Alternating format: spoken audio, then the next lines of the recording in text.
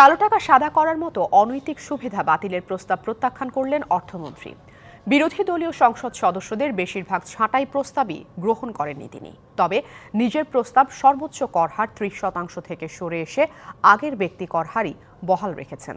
এছাড়াও রয়ে গেল শুল্কমুক্ত গাড়ি আমদানির সুবিধা। দলীয় সংসদ সদস্যদের ভোটে সংসদে পাশ হল নতুন অর্থ বছরের জন্য ৭,৯৭,০০০ কোটি টাকার বাজেট। রাষ্ট্রপতিকে অনধিক ১,৬৬,০০০ ১ জুলাই থেকে শুরু হবে নতুন অর্থ বছর।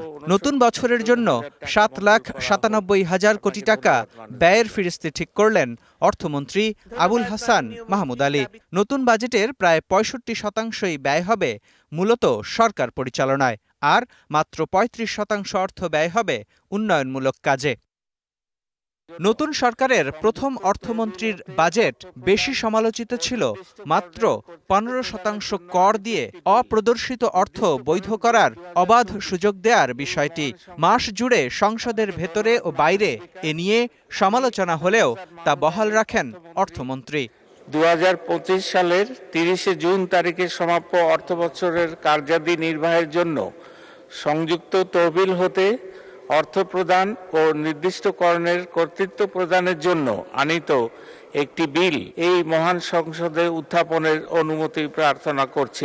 তবে সংসদ সদস্যদের আমদানি করা গাড়িতে ২৫% কর আরোপের সিদ্ধান্ত থেকে ঠিকই সরে এসেছেন অর্থমন্ত্রী, যার মানে আগের মতো বিনা শুল্কে বিলাসী গাড়ি আমদানি করতে পারবেন আইন প্রণেতারা। ও নির্দিষ্টকরণের কর্তৃত্ব প্রদানের জন্য আনীত বিলটি নির্দিষ্টকরণ বিল ২০২৪ এই মহান সংসদে অবিলম্বে বিবেচনার জন্য গ্রহণ করা হোক।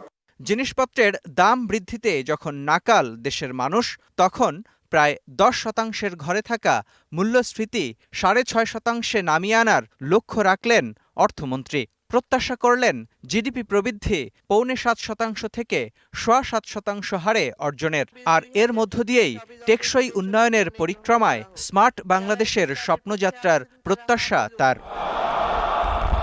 মুস্তফা মাহবুব, ডিবিসি নিউজ, ঢাকা।